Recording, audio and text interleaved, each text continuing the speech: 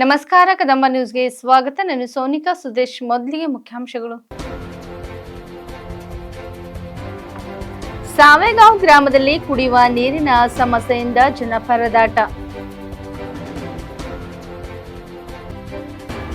ಕೋಲಾಹಲ ಸೃಷ್ಟಿಸಿದ ಅಮಿತ್ ಶಾ ಅಂಬೇಡ್ಕರ್ ಹೇಳಿಕೆ.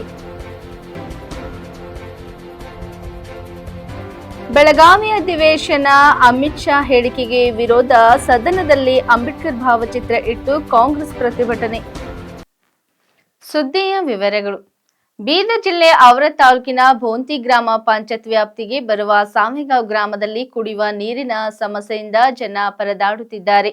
ಹನಿ ನೀರಿಗಾಗಿ ಇಲ್ಲಿಯ ಜನರು ಹಾಹಾಕಾರ ಪಡುವ ಪರಿಸ್ಥಿತಿ ಉದ್ಭವಿಸಿದೆ. ಜೆಜೆಎಂ ಯೋಜನೆ ಮೂಲಕ ಕೋಟ್ಯಾಂತರ ರೂಪಾಯಿಗಳು ಖರ್ಚು ಮಾಡಿದರೂ ಜನರಿಗೆ ಹನಿ ನೀರು ಕುಡಿಸಲು ಅಧಿಕಾರಿಗಳಿಂದ ಆಗುತ್ತಿಲ್ಲ. ಸಂಪೂರ್ಣ ಕಳಪೆ ಮಟ್ಟ ಕಾಮಗಾರಿ ಮಾಡುವುದರಿಂದ ಈ ಯೋಜನೆ ದಿಕ್ಕು ತಪ್ಪಿದೆ ಎಂದು ಮುಖಂಡ ಸುಧಾಕರ್ ಕೊಳ್ಳೂರ್ ಅವರು ಆಕ್ರೋಶ ವ್ಯಕ್ತಪಡಿಸಿದ್ದಾರೆ.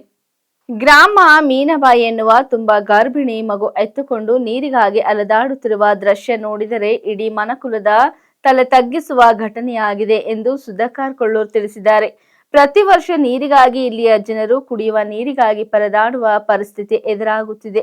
ಸಂಬಂಧಪಟ್ಟ ಗ್ರಾಮ ಪಂಚಾಯತ್ ಹಾಗೂ ಗ್ರಾಮೀಣ ನೀರು ಸರಬರಾಜು ಇಲಾಖೆಯ ಅಧಿಕಾರಿಗಳು ನಮಗೂ ಇದಕ್ಕೂ ಸಂಬಂಧವೇ ಇಲ್ಲ ಅನ್ನೋ ತರ ವರ್ತಿಸುತ್ತಿರುವುದು ತೀರಾ ಖಂಡನೆ. ಕುಡಿಯುವ ನೀರಿನ ಯೋಜನೆ ಹೆಸರಿನಲ್ಲಿ ಕೋಟ್ಯಾಂತರ ರೂಪಾಯಿ ಕೊಳ್ಳೆ ಹೊಡುತ್ತಿರುವ ಅಧಿಕಾರಿಗಳಿಗೆ ಹಾಗೂ ಗುತ್ತಿಗೆದಾರರುಗಳಿಗೆ ಶಿಕ್ಷೆ ಆಗಬೇಕು. ತಾಲೂಕಿನ ಶಾಸಕರಾದ ಪ್ರಭು ಚವ್ಹಾಣ್ ಅವರ ವಾಸ ಮಾಡುವ ಗ್ರಾಮದಿಂದ ಕೇವಲ 1.5 ಕಿಲೋಮೀಟರ್ ದೂರದಲ್ಲಿ ಈ ಗ್ರಾಮ ಇದೆ. ಈ ಗ್ರಾಮದಿಂದಲೇ ದಿನಾಲು ಓಡಾಡುತ್ತಾರೆ. ಅವರ ಪಂಚಾಯತ್ ವ್ಯಾಪ್ತಿಗೆ ಬರುವ ಗ್ರಾಮ ಆಗಿದೆ. ಆದರೂ ಶಾಸಕರು ಯಾವುದೇ ಕ್ರಮ ಕೈಗೊಂಡಿಲ್ಲ. ಶಾಸಕ ಪ್ರಭು ಚವ್ಹಾಣ್ ಅವರ ಗಮನಕ್ಕೆ ಸುಮಾರು ಬಾರಿ ಗ್ರಾಮಸ್ಥರು ತಂದರೂ ಶಾಸಕರು ಸಮಸ್ಯೆ ಬಗ್ಗೆ ಹರಿಸುವ ಕೆಲಸ ಮಾಡಿಲ್ಲ ಎಂದು ಗ್ರಾಮಸ್ಥರು ಆಕ್ರೋಶ ವ್ಯಕ್ತಪಡಿಸಿದರು. ಈ ಸಂದರ್ಭದಲ್ಲಿ ಗ್ರಾಮ ಪಂಚಾಯತ್ ಸದಸ್ಯ ಬಾಲಾಜಿ, ಪದ್ಮನಿಬಾಯಿ, ಸೇವಂತಿಬಾಯಿ, ಮೀನಾಬಾಯಿ ಅವರು ಮಾತನಾಡಿ, ನಾವು ಎಷ್ಟೇ ಸರಿ ಗ್ರಾಮಕ್ಕೆ ನೀರು ಬಿಡಿ ಎಂದು ಮನವಿ ಮಾಡಿದರೂ ನಮ್ಮ ಸಮಸ್ಯೆ ಯಾರು ಕೇಳುತ್ತಿಲ್ಲ. ನಾವುಗಳು ಮನೆ ಕೆಲಸ ಮಾಡ ಮಕ್ಕಳಿಗೆ ಶಾಲೆಗೆ ಕಳಿಸಬೇಕಾ, ಮನೆ ನಡೆಸಲು ಉಪಜೀವನಕ್ಕೆ ಮನೆಯವರಿಗೆ ಅಡುಗೆ ಮಾಡಿ ಕೆಲಸಕ್ಕೆ ಕಳಿಸಿ ನಾವು ಕೂಲಿ ಕೆಲಸಕ್ಕೆ ಹೋಗಬೇಕು. ಆದರೆ ನೀರು ತುಂಬುವುದರಲ್ಲಿಯೇ ದಿನ ಕಳೆಯುತ್ತಿದ್ದೇವೆ. ನೀರಿಗಾಗಿ ಗ್ರಾಮದ ಹೊಲಗಳಿಗೆ ಅಲೆದಾಡಿ ಹೊಲದ ಮಾಲೀಕರಿಗೆ ಕೈಕಾಲು ಬಿದ್ದು ನೀರು ತೆಗೆದುಕೊಂಡು ಬರುತ್ತಿದ್ದೇವೆ ಎಂದು ತಿಳಿಸಿದರು. ವಾರದಲ್ಲಿ ಸಮಸ್ಯೆ ಬಗೆಹರಿಸದೆ ಹೋದರೆ ತಾಲೂಕಾ ಪಂಚಾಯತ್ ಕಚೇರಿ ಎದುರು ಅನಿರ್ದಿಷ್ಟ ಧರಣಿ ಸತ್ಯಾಗ್ರಹ ನಡೆಸುತ್ತೇವೆ ಎಂದು ಗ್ರಾಮಸ್ಥರು ತಿಳಿಸಿದರು.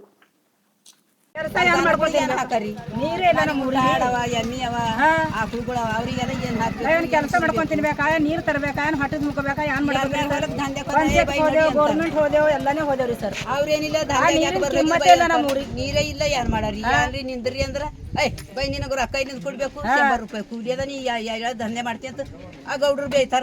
ಇವ್ರೆಲ್ಲ ಹೊರಕ್ ನಡಿ ಅಂತಾರ. ನಾವ್ ನೀರೇ ಇಲ್ಲ, ನಾವು ನೀರಿದ್ರಿ ಅಡಿಗೆ ಆಯ್ತದ. ಸಾಳಿಗೆ ಏನ್ ಕಳಿಸ್ಬೇಕು, ಅವ್ರ ಸಾಳಿ ಹೋಗ್ಲಕ್ ಮೈ ತೊಳ್ಕೊತ ಅಂತಾರ. ಏನ್ ಹಾಕ್ಬೇಕು, ನಾಳೆಗಿನ ಗೊದ್ದು ಹಾಕಾರ ಮೈ ಮೇಲೆ ಕುಂತ್ಕೊಂಡು ಏನ್ ಮಾಡಾರಿ. ಎಲ್ಲಿಗೆ ಬಂದ್ ಕಾಲಿಗೆ ಹೋಯ್ರಿ ನಮ್ಗ ಅಂದಾರೆ ಬರ್ತೇವೆ ನಾವು.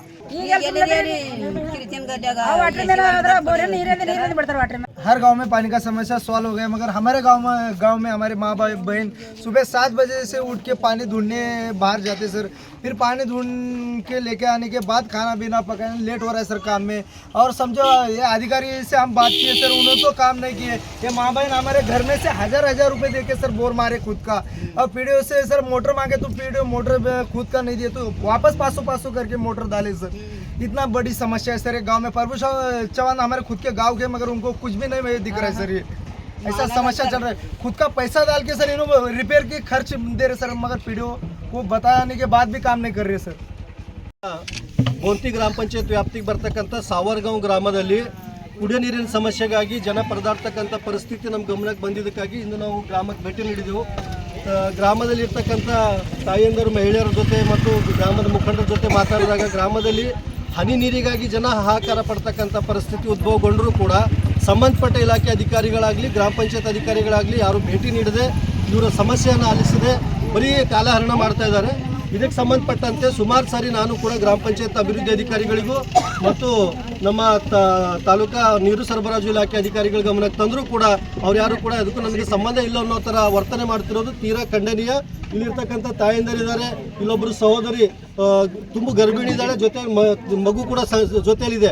ಅಂಥ ಸಂದರ್ಭದಲ್ಲಿ ಕೂಡ ದೂರಿಂದ ಸುಮಾರು 1 ಕಿಲೋಮೀಟರ್ 2 ಕಿಲೋಮೀಟರ್ ಹೋಗಿ ನೀರು ತರ್ತಕ್ಕಂಥ ಪರಿಸ್ಥಿತಿ ಈ ಗ್ರಾಮದ ಮಹಿಳೆಯರಿಗಿದೆ. ಈ ಗ್ರಾಮದಲ್ಲಿ ಜಲಜೀವನ್ ಮಿಷನ್ JGM ವರ್ಕ್ ಕಾಮಗಾರಿ ಪ್ರಾರಂಭ ಮಾಡಿ ವರ್ಷ ಕಳೆದರೂ ಕೂಡ ಕುಡಿಯೋ ನೀರಿನ ಸಮಸ್ಯೆ ಗ್ರಾಮದಲ್ಲಿ ಸಾಲ್ವ್ ಮಾಡೋಕ್ಕಾಗಿಲ್ಲ ಅಧಿಕಾರಿಗಳು ಮತ್ತು ಗುತ್ತೇದಾರಗಳಿಂದ. ಗುತ್ತೇದಾರ ಹಾಗೂ ಅಧಿಕಾರಿಗಳ ಭ್ರಷ್ಟಾಚಾರದಿಂದ ಇವತ್ತು ಹನಿ ನೀರಿಗಾಗಿ ಗ್ರಾಮದ ಜನ ಪರದಾಡ್ತಕ್ಕಂಥ ಪರಿಸ್ಥಿತಿ ಉದ್ಭವಗೊಂಡಿದೆ.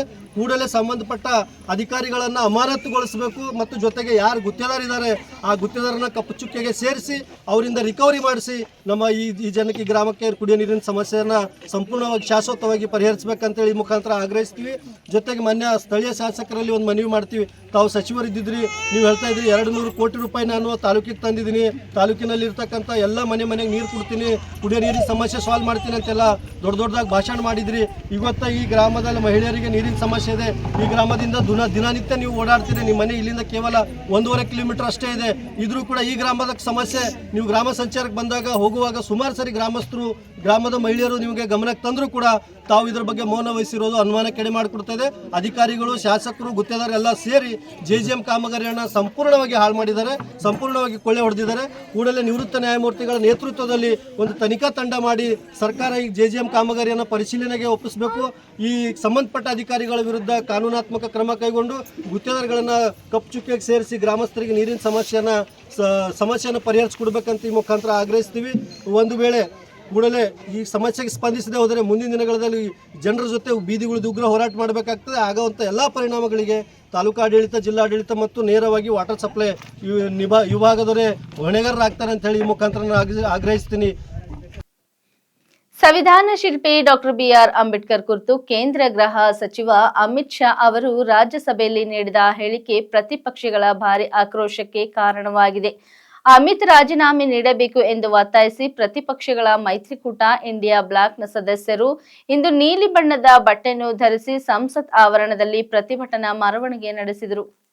ಇಂಡಿಯಾಗೆ ವಿರುದ್ಧವಾಗಿ ಬಿಜೆಪಿ ನೇತೃತ್ವದ NDA ಸಂಸದರು ಅಂಬೇಡ್ಕರ್ ಅವರನ್ನು ಅವಮಾನಿಸಿದ ಪ್ರತಿಪಕ್ಷ ಕಾಂಗ್ರೆಸ್ ಕ್ಷಮೆಯಾಚಿಸಬೇಕೆಂದು ಒತ್ತಾಯಿಸಿ ಘೋಷಣೆಗಳನ್ನು ಕೂಗುತ್ತಾ ನಾಮಫಲಕಗಳನ್ನು ಹಿಡಿದು ಸಂಸತ್ತಿನ ಆವರಣದೊಳಗೆ ಪ್ರತಿಭಟನಾ ಮೆರವಣಿಗೆ ನಡೆಸಿದರು. ಒಂದು ಹಂತದಲ್ಲಿ ಆಡಳಿತ ಮತ್ತು ಪ್ರತಿಪಕ್ಷಗಳ ನಾಯಕರ ಪ್ರತಿಭಟನಾ ಮೆರವಣಿಗೆ ಮುಖಾಮುಖಿಯಾಗಿದ್ದು, ಈ ವೇಳೆ ಬಿಜೆಪಿ ಸಂಸದ್ ಪ್ರತಾಪ್ ಸಾರಂಗಿ ಅವರು ಗಾಯಗೊಂಡಿದ್ದಾರೆ. ಕಾಂಗ್ರೆಸ್ ನಾಯಕ ರಾಹುಲ್ ಗಾಂಧಿ ನನ್ನನ್ನು ತಳ್ಳಿದರು ಎಂದು ಸಂಸದ ಸಾರಂಗಿ ಅವರು ಆರೋಪಿಸಿದ್ದಾರೆ. ಆದರೆ ಆರೋಪವನ್ನು ಸ್ಪಷ್ಟವಾಗಿ ತಳ್ಳಿ ಹಾಕಿದ ರಾಹುಲ್ ಗಾಂಧಿ ನಾನು ತಳ್ಳಿಲ್ಲ ಎಂದು ಹೇಳಿದ್ದಾರೆ. ರಾಹುಲ್ ಗಾಂಧಿ ಮತ್ತು ಪ್ರಿಯಾಂಕಾ ಗಾಂಧಿ ವಾದ್ರಾ ಸೇರಿದಂತೆ ಕಾಂಗ್ರೆಸ್ ನಾಯಕರು ಸಂಸತ್ತಿನ ಆವರಣದಲ್ಲಿರುವ ಅಂಬೇಡ್ಕರ್ ಪ್ರತಿಮೆಯಿಂದ ಸಂಸತ್ ಭವನದವರೆಗೆ ಜೈ ಭೀಮ್ ಘೋಷಣೆಗಳನ್ನು ಕೂಗುತ್ತಾ ಅಮಿತ್ ಶಾ ರಾಜೀನಾಮೆಗೆ ಆಗ್ರಹಿಸಿದರು. ಇತ್ತೀಚೆಗೆ ಅಂಬೇಡ್ಕರ್ ಹೆಸರು ಹೇಳುವುದು ಒಂದು ಫ್ಯಾಷನ್ ಆಗಿದ್ದು, ಇದರ ಬದಲು ದೇವರ ಜಪ ಮಾಡಿದರೆ ಸ್ವರ್ಗದಲ್ಲಿ ಸ್ಥಾನ ಸಿಗುತ್ತಿತ್ತು ಎಂದು ಅಮಿತ್ ಶಾ ಹೇಳಿರುವುದು ಭಾರಿ ಆಕ್ರೋಶಕ್ಕೆ ಕಾರಣವಾಗಿದೆ. मान्यवर अभी एक फैशन हो गया है अंबेडकर अंबेडकर अंबेडकर अंबेडकर अंबेडकर अंबेडकर। इतना नाम अगर भगवान का लेते तो 7 जन्मों तक स्वर्ग मिल जाता। अच्छी बात है ना सुनिए तो।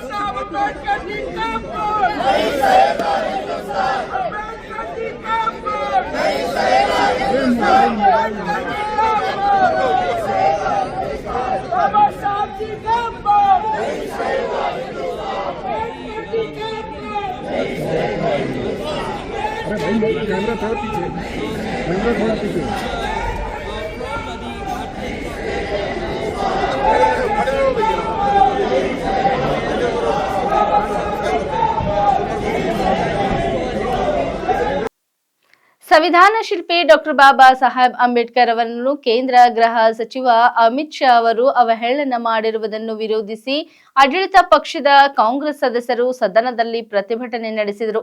ಬೆಳಗಾವಿಯ ಸುವರ್ಣಸೌಧದಲ್ಲಿ ನಡೆಯುತ್ತಿರುವ ಕಲಾಪದ ವೇಳೆ ಅಮಿತ್ ಶಾ ಹೇಳಿಕೆಯನ್ನು ತೀವ್ರವಾಗಿ ಖಂಡಿಸಿದ ಕಾಂಗ್ರೆಸ್ ಶಾಸಕರು ಅಂಬೇಡ್ಕರ್ ಭಾವಚಿತ್ರ ಪ್ರದರ್ಶಿಸಿ ಬಿಜೆಪಿ ವಿರುದ್ಧ ಘೋಷಣೆಗಳನ್ನು ಕೂಗಿ ಪ್ರತಿಭಟನೆ ನಡೆಸಿದರು.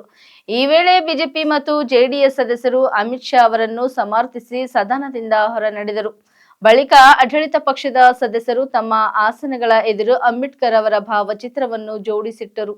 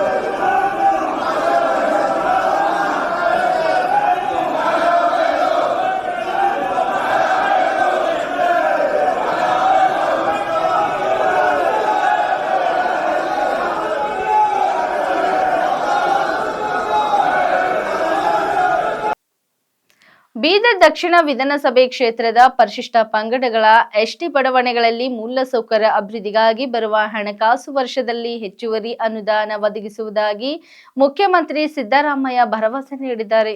ಬೆಳಗಾವಿ ಅಧಿವೇಶನದಲ್ಲಿ ಕ್ಷೇತ್ರದ ಶಾಸಕ ಡಾ ಶೈಲೇಂದ್ರ ಬೆಲ್ದಡೆ ಅವರು ಎಸ್ಟಿ ಬಡಾವಣೆಗಳ ಅಭಿವೃದ್ಧಿಗೆ 2 ವರ್ಷದಿಂದ ನಯಾ ಪೈಸೆ ಅನುದಾನ ನೀಡಿಲ್ಲ ಎಂದು ಸದನದ ಗಮನ ಸೆಳೆದರು. ಇದಕ್ಕೆ ಪ್ರತಿಕ್ರಿಯಿಸಿದ ಮುಖ್ಯಮಂತ್ರಿಗಳು ಅನುದಾನ ಏಕೆ ನೀಡಿಲ್ಲ ಎಂಬ ಬಗ್ಗೆ ಪರಿಶೀಲನೆ ಮಾಡಲಾಗುತ್ತದೆ.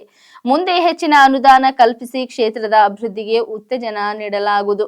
ಅನುದಾನ ಕೊಡುವುದರಲ್ಲಿ ತಾರತಮ್ಯ ಮಾಡುವುದಿಲ್ಲ ಎಂದು ಹೇಳಿದರು. ದಕ್ಷಿಣ ಕ್ಷೇತ್ರದಲ್ಲಿ ಬೀದರ್ ಜಿಲ್ಲೆಯ ಅತಿ ಹೆಚ್ಚು ಕುರುಬರು, ಕೂಲಿ, ಕಬ್ಬುಲಿಗರು ಸೇರಿ 65,000ಕ್ಕೂ ಹೆಚ್ಚು ಎಸ್ಟಿ ಸಮಾಜದವರು ಇದ್ದಾರೆ. ಆದರೆ 2 ವರ್ಷಗಳಿಂದ ಈ ಬಡಾವಣೆ ಸೌಕರ್ಯಕ್ಕೆ ನಯಾ ಪೈಸೆ ಕೊಟ್ಟಿಲ್ಲ.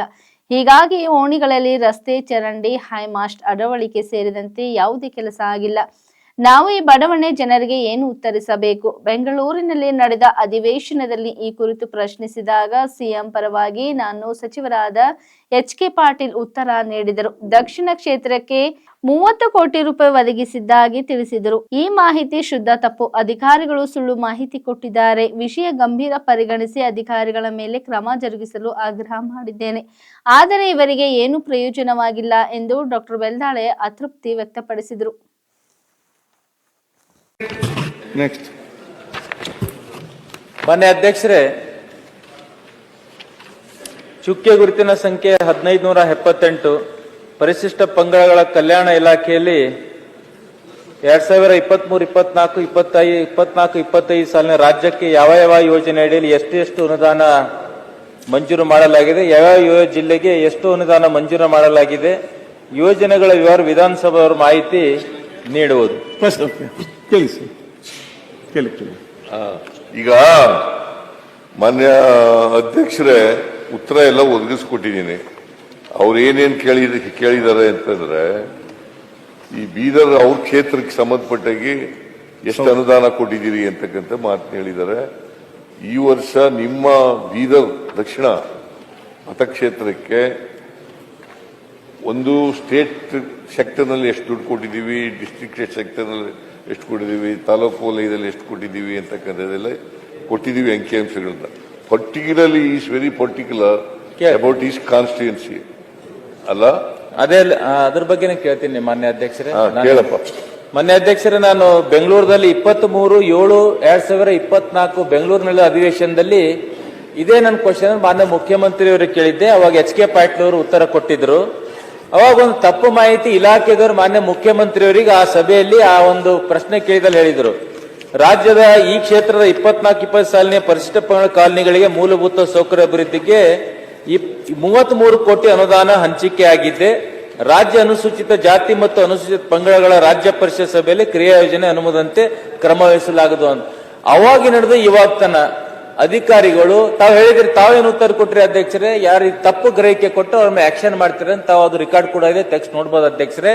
ಮಾನ್ಯ ಮುಖ್ಯಮಂತ್ರಿಗಳು ನಾನು ವಿನಂತಿ ಮಾಡ್ಕೋತೀನಿ, 33 ಕೋಟಿ ಅಧ್ಯಕ್ಷರೇ ಒಂದ್ ನಯಾ ಪೈಸೆ ಕೂಡ, ಯಾಕಂದ್ರೆ ನಮ್ಮ ಕ್ಷೇತ್ರದಲ್ಲಿ ಟೋಕ್ರಿ ಮನೆ ಸರ್ 1 ಸೆಕೆಂಡ್, ಯಾಕ ಮುಖ್ಯಮಂತ್ರಿ ಸಿಗದೆ ನಮ್ಮ ಕ್ವಶನ್ ಒಳ್ಳೆ ಸಮಯದಲ್ಲಿ ನಮ್ಮ ಕ್ಷೇತ್ರದಲ್ಲಿ ಟೋಕ್ರಿ ಕೋಳಿ ಮತ್ತೆ ಕುರುಬ ಜನಾಂಗ 65,000 ಮತದಾರ ಸರ್, 2,06,000 ಬಹಳ ಗಣನೀಯವಾಗಿ ST ಸಮಾಜ ನಂಬಲ್ಲಿ, ಬೇರೆ ಕಡೆ ಎಲ್ಲ ST ಸಮಾಜ ಕುರುಬ ಜನ 2A ಇದೆ, ನಂಬಲ್ಲಿ ST ಸಮಾಜ ಸರ್ಟಿಫಿಕೇಟ್ ಕೊಡ್ತಾರೆ ಅಧ್ಯಕ್ಷರೇ.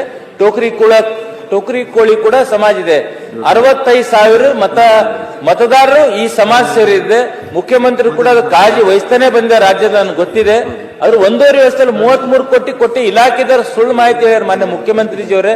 ನಾ ವಿನಂತಿ ಮಾಡ್ಕೋತೀನಿ, ಒಂದ್ ನಯಾ ಪೈಸಾ ಕೂಡ ಬೀದರ್ ದಕ್ಷಿಣ ಕ್ಷೇತ್ರಕ್ಕೆ ಕಾಲನಿ ಡೆವಲಪ್ಮೆಂಟ್ CC ರೋಡ್ ಆಗಲಿ, ಹೈಮಾಸ್ ಆಗಲಿ, ನಾಲಿ ಆಗಲಿ, ಇನ್ನಿತರ ಮೂಲಭೂತ ಸೌಕರ್ಯಕ್ಕೆ ನಮ್ದು ಟೋಟಲಿ ಬ್ಯಾಕ್ವರ್ಡ್ ಕ್ಷೇತ್ರ. ನಿನ್ನೆ ಕೂಡ ಉತ್ತರ ಕರ್ನಾಟಕ ಸಮಸ್ಯೆ ಇದೆ. ನಾನು ಮಾನ್ಯ ಅಧ್ಯಕ್ಷರಿಗೆ, ಮುಖ್ಯಮಂತ್ರಿ, ಇಡೀ ಸದನಕ್ಕೆ ನಾನು ಹೇಳಿದ್ದೀನಿ, ಒಂದು ಇಷ್ಟೊಂದು ಅನ್ಡೆವಲಪ್ಡ್ ಇದೆ. ದಯವಿಟ್ಟು ನಾನು ಈ ಸಮಯದಲ್ಲಿ ಕೇಳಕ್ ಇಚ್ಛೆ ಪಡ್ತೀನಿ, 33 ಕೋಟಿ ಇಲ್ಲ, ಒಂದ್ ನಯಾ ಪೈಸಾ ಕೂಡ ಕೊಟ್ಟಿಲ್ಲ. ಇದು ಸುಳ್ಳು ಮಾಹಿತಿ ಅಧಿಕಾರಿಗಳು ಮಾನ್ಯ ಮುಖ್ಯಮಂತ್ರಿ ಕೊಟ್ರ ಅಂತ ಹೇಳಕ್ ಇಚ್ಛೆ ಪಡ್ತೀನಿ ನಾನು. Sir please. ತಪ್ಪು ಮಾಹಿತಿ ಕೊಟ್ಟಿದ್ದಾರಂತೆ ಅಧಿಕಾರಿಗಳು. ಇಲ್ಲ, ತಪ್ಪು ಮಾಹಿತಿ. ನಾನು ಹಿಂದೆ HK ಪಾಟೀಲ್ರು ನನ್ನ ಪರವಾಗಿ ಉತ್ತರ ಕೊಟ್ಟಿದ್ರು. ಈ ಸಲ ಸರಿಯಾಗಿ ಬಂದಿದೆಯಲ್ಲ ನಾನು ಮಾಹಿತಿ? ಇರಲಿಲ್ಲ. ಇಲ್ಲ ಸರ್, 1 ರೂಪಾಯಿನೂ ಇಲ್ಲ ಸರ್ ಇನ್ನ. ಮಾನ್ಯ ಅಧ್ಯಕ್ಷರೇ, ಹಳೆದೇ ಹಿಸಾಬ್ ಕೊಟ್ಟಿಲ್ಲ, ಈಗನೂ ಇಲ್ಲ. ಪ್ರಗತಿ ಕಾಲೋನಿಗೆ ಅವರು ಬೆಸ್ತರ್ ಕಮ್ಯುನಿಟಿಯವರು, ಕೋಲಿ ಸಮಾಜದವರಿಗೆ ಮತ್ತೆ ST ಕುರುಬ 2 ಇದಾರೆ ಸರ್. ಕುರುಬ ಸಮಾಜದವರಿಗೆ ಅಲ್ಲಿ ಪ್ರಗತಿ ಕಾಲೋನಿ ಅಭಿವೃದ್ಧಿ ಪಡಿಸಲಿಕ್ಕೋಸ್ಕರ ದುಡ್ಡು ಬೇಕು ಅಂತ ಇದ್ದಾರೆ. ಮುಂದಿನ ದಿನಗಳಲ್ಲಿ ಅದನ್ನು ಒದಗಿಸ್ಕೊಡ್ತೀವಿ. ಹಿಂದೆ ಕೊಡ್ತೀವಿ ಅಂತ ಹೇಳಿದ್ರೆ ಅದು ಸರಿ ಇಲ್ಲ, ಅದು ಮಾಡಿಕೊಡ್ತಕ್ಕಂಥ ಕೆಲಸ ಮಾಡೋಣ. ಮೊನ್ನೆ ಕೊನೆಯದಾಗಿ ಸರ್, ಮಾನ್ಯ ಮುಖ್ಯಮಂತ್ರಿ ವಿನಂತಿ ಮಾಡಬೇಕು. ಯಾಕೆ ವಾಲ್ಮೀಕಿ ನಿಗಮದಲ್ಲಿ ಸುಮಾರು ನಮ್ಮ ಕ್ಷೇತ್ರ 65,000 ಅಂದೆ. ಅದರಲ್ಲಿ ಯೋಜನೆಗಳು ನೋಡಿ ಅಧ್ಯಕ್ಷರೇ, 5 ಆನ್ಲೈನ್ ನಮ್ಮ ಸ್ವಯಂ ಉದ್ಯೋಗಕ್ಕೆ 5 ಬಂದಿದೆ, ಉದ್ಯಮಶೀಲತಾ 0 ಮತ್ತು ಉದ್ಯಮಶೀಲ ಅಭಿವೃದ್ಧಿ 0, ಸ್ವಾವಲಂಬಿ ಸಾರಥಿ ಯೋಜನೆ 1, ಮೈಕ್ರೋ ಫೈನಾನ್ಸ್ 10, ಗಂಗಾ ಕಲ್ಯಾಣ ಓನ್ಲಿ 4 ಅಧ್ಯಕ್ಷರೇ. 65,000 ಜನಸಂಖ್ಯೆ ಇದೆ, ಹೊಲ ಇದೆ ಎಲ್ಲರಿಗೆ. 5 ಗಂಗಾ ಕಲ್ಯಾಣ ಅಪ್ಲಿಕೇಶನ್ ಬಂದಿದೆ, 400-500 ನಮ್ಮ ಹತ್ರ. ಲಾಟ್ರಿ ಮಾಡ್ಬೇಕಾ, ಯಾರಿಗ್ ಕೊಡ್ಬೇಕಾ, ಬಹಳ ಇಲ್ಲ. ಎಲ್ಲಾ ಶಾಸಕರಿಗೆ ಇದು ಕಷ್ಟ ಇದೆ. ವಾಲ್ಮೀಕಿ ನಿಗಮ್ಲಿಂದು ದುಡ್ಡು ವಾಲ್ಮೀಕಿ ನಿಗಮ್ ಏನಾಗಿದೆ ನಾನು ಹೇಳಕ್ ಇಚ್ಛೆ ಪಡಲ್ಲ ಅಧ್ಯಕ್ಷರೇ. ಅದು ರಾಜ್ಯ ಗೊತ್ತಿದೆ. ಸದನದಲ್ಲಿ ಉತ್ತರ ಕೊಟ್ಟು, ಅದು ಮಂತ್ರಿಗಳು, ಗೌರವಾನ್ವಿತ ಮಂತ್ರಿಗಳು ಸದನದಲ್ಲಿ ಉತ್ತರ ಕೊಟ್ಟ ಮೇಲೆ ನೀವು ಅದು ಕ್ರಮ ಆಗ್ಬೇಕಲ್ಲ. ತಪ್ಪು ಸದನಕ್ಕೆ, ಇಡೀ ಸದನಕ್ಕೆ ಅಗೌರವ ಆದಂಗ. ಇಡೀ ರಾಜ್ಯ ಕೇಳಿರೋದು ಅದು. ಇಲ್ಲ ಸರ್, ಅದೆಲ್ಲ ದಾಖಲೆಗಳು ನನ್ನ ಹತ್ರ ತಂದು ತೋರಿಸ್ತು ಸರ್. ಅವರು ದಾಖಲೆಗಳು ನನ್ನ ಹತ್ರ ತಂದು ತೋರಿಸ್ತರು. ಇವತ್ತಿಂದ ಅಲ್ಲ, ಅವತ್ತು 3 ತಿಂಗಳಿಂದ ಹೇಳ್ತಾ ಇದಾರೆ ಅವ್ರು ನನ್ಗೆ, ಈ ತರ ಆಗಿದೆ ಹೇಳ್ರಿ. ತಪ್ಪು ತಾನೆ ಸರ್? ತಪ್ಪಿದ್ರೆ ತಪ್ಪು ಅಂತ ಹೇಳ್ಬಿಡಿ, ಮುಂದೆ ನೀವು ತೆಗೆದುಕೊಂತೀರೋ ಆಮೇಲೆ ಗೊತ್ತಿಬಿಡೋಣ. ಕಾಲೋನಿಗೆ ಇಡೀ ರಾಜ್ಯಕ್ಕೆ ಕೊಟ್ಟಿರ್ತಕ್ಕಂಥದ್ದು 33 ಕೋಟಿ ಅಂತ ಹೇಳಿರೋದು. ನಾಟ್ ಟು ಅವರ ದಕ್ಷಿಣ ಕ್ಷೇತ್ರಕ್ಕಲ್ಲ, ಬೀದರ್ನ ದಕ್ಷಿಣ ಕ್ಷೇತ್ರಕ್ಕಲ್ಲ, ಇಡೀ ರಾಜ್ಯಕ್ಕೆ 33 ಕೋಟಿ ಅಂತ ಹೇಳಿದ್ದಾರೆ. ಅವ್ರ ಕ್ಷೇತ್ರಕ್ಕೆ ಎಷ್ಟು ದುಡ್ಡು ಬಂದಿದೆ ಅಂತಕ್ಕಂಥದ್ದನ್ನ ಈ ವರ್ಷ ಕೊಟ್ಟಿಲ್ಲ ಹೇಳ್ತಾ ಇದ್ದಾರೆ. ಪ್ರಗತಿ ಪರಿಶಿಷ್ಟ ಪಂಗಡ ಹೆಚ್ಚಿನ ಸಂಖ್ಯೆಯಲ್ಲಿ ಕುರುಬರು ಇದ್ದಾರೆ, ಕೋಲಿ ಸಮಾಜದವರು ಇದ್ದಾರೆ, ಅವ್ರಿಗೆ ಹೆಚ್ಚು ಕೊಡಬೇಕು ಅಂತಕ್ಕಂಥ ಹೇಳ್ತಾ ಇದ್ದಾರೆ. ಅದನ್ನ ಕೊಡ್ತಕ್ಕಂಥದ್ದು ಮುಂದಿನ ವರ್ಷ ಕೊಡ್ತಕ್ಕಂಥ ಕೆಲಸ ಮಾಡ್ತೀವಿ. ಮುಂದೆ ಈ ವರ್ಷನೂ ಕೂಡ ಕೊಡ್ತೀವಿ. ಅದೇ ಇದು ಯೋಜನೆಗಳು ಗಂಗಾ ಕಲ್ಯಾಣ ಎಲ್ಲ ಹೆಚ್ಚು ಮಾಡಿ ಸರ್. ಮಾನ್ಯ ಹೆಚ್ಚು ಮಾಡಿಕೊಡ್ತಕ್ಕಂಥ ಕೆಲಸ ಮಾಡೋಣ. Doctor Bharat Shetty. Gateway of India ಬಳಿ ಪ್ರಯಾಣಿಕರಿಂದ ದೋಣಿಗೆ ಸ್ಪೀಡ್ ಬೋಟ್ ಡಿಕ್ಕಿ ಹೊಡೆದಿದ್ದು 13 ಪ್ರಯಾಣಿಕರು ಮೃತಪಟ್ಟಿದ್ದು 101 ಮಂದಿಯನ್ನು ರಕ್ಷಿಸಲಾಗಿದೆ ಎಂದು ಅಧಿಕಾರಿಗಳು ತಿಳಿಸಿದ್ದಾರೆ. ಸಿಬ್ಬಂದಿ ಸೇರಿದಂತೆ ಸುಮಾರು 110ಕ್ಕೂ ಹೆಚ್ಚು ಪ್ರವಾಸಿಗರನ್ನು ಹೊತ್ತ ದೋಣಿಯು ಐಕಾನಿಕ್ ಗೇಟ್ ವೇ ಆಫ್ ಇಂಡಿಯಾದಿಂದ ಯುನೆಸ್ಕೋ ಪರಂಪರೆಯ ಎಲಿಫೆಂಟ್ ದ್ವೀಪಕ್ಕೆ ತೆರಳುತ್ತಿದ್ದಾಗ ಸಂಜೆ 5:15 ಸುಮಾರಿಗೆ ಈ ಘಟನೆ ನಡೆದಿದೆ. ಮೃತರ ಪೈಕಿ 10 ಮಂದಿ ಪ್ರಯಾಣಿಕರಿದ್ದು 3 ನೌಕಾಪಡೆ ಸಿಬ್ಬಂದಿ ಎಂದು ತಿಳಿದು ಬಂದಿದೆ. ನೌಕಾಪಡೆಯ ಸ್ಪೀಡ್ ಬೋಟ್ನ ಎಂಜಿನ್ ಪರೀಕ್ಷೆ ವೇಳೆ ಈ ದುರ್ಘಟನೆ ಸಂಭವಿಸಿದೆ. ಜಾಯಿಂಟ್ ಆಪರೇಷನ್ ಕಮಾಂಡ್ ಜೆಒಸಿ ಮತ್ತು ಬಿಎಂಸಿ ಪ್ರಕಾರ ಕಾರಂಜದ ಉರಾನ್ ಬಳಿ ದೋಣಿ ನಿಲ್ಕಮಲ್ ದೋಣಿಗೆ ಸ್ಪೀಡ್ ಬೋಟ್ ಹೊಡೆದಿದೆ. ಇತರ ದೋಣಿಗಳಿಂದ ಪ್ರಯಾಣಿಕರು ಕ್ಲಿಕ್ ಮಾಡಿದ ಅಪಘಾತದ ವಿಡಿಯೋಗಳಲ್ಲಿ ಜನರು ಸಹಾಯಕ್ಕಾಗಿ ಪ್ರಯತ್ನಿಸುವುದನ್ನು ಕಾಣಬಹುದು. ಸದ್ಯ 101 ಮಂದಿಯನ್ನು ರಕ್ಷಿಸಲಾಗಿದೆ. ದುರಂತದ ಬಗ್ಗೆ ಮಾಹಿತಿ ಪಡೆದ ಭಾರತೀಯ ನೌಕಾಪಡೆಯ 4 ಹೆಲಿಕಾಪ್ಟರ್ಗಳು marine police, Indian Coast Guard, Jawaharlal Nehru ಬಂದರು ಪ್ರಾಧಿಕಾರ, ಸ್ಥಳೀಯ ಮೀನುಗಾರರು ಮತ್ತು ಇತರ ದೋಣಿಗಳು ಪ್ರವಾಸಿಗರನ್ನು ರಕ್ಷಿಸಲು ಭಾರೀ ರಕ್ಷಣಾ ಕಾರ್ಯಾಚರಣೆಯನ್ನು ನಡೆಸುತ್ತಿವೆ.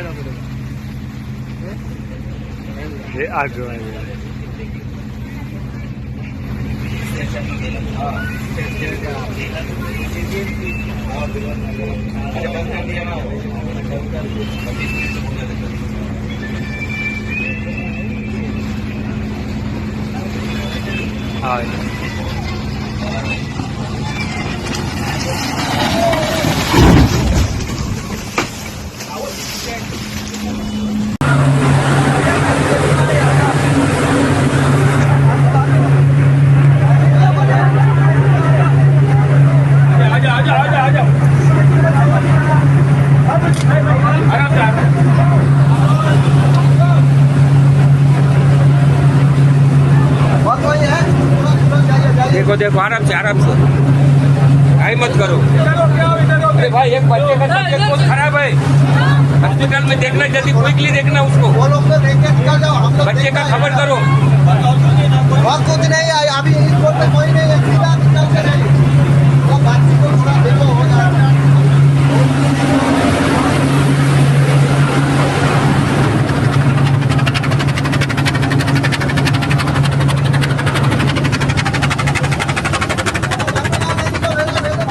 बच्चे के साथ जो है उनसे कोऑर्डिनेट करो, उनको बताओ। ಇಲ್ಲಿವರೆಗೆ ಸುದ್ದಿ ಕೊಟ್ಟಿದ್ದು ನಾನು ಸೋನಿಕಾ ಸುದೇಶ್. ಮುಂದಿನ ಸುದ್ದಿಯೊಂದಿಗೆ ಮತ್ತೆ ಭೇಟಿಯಾಗೋಣ. ವಂದನೆಗಳು.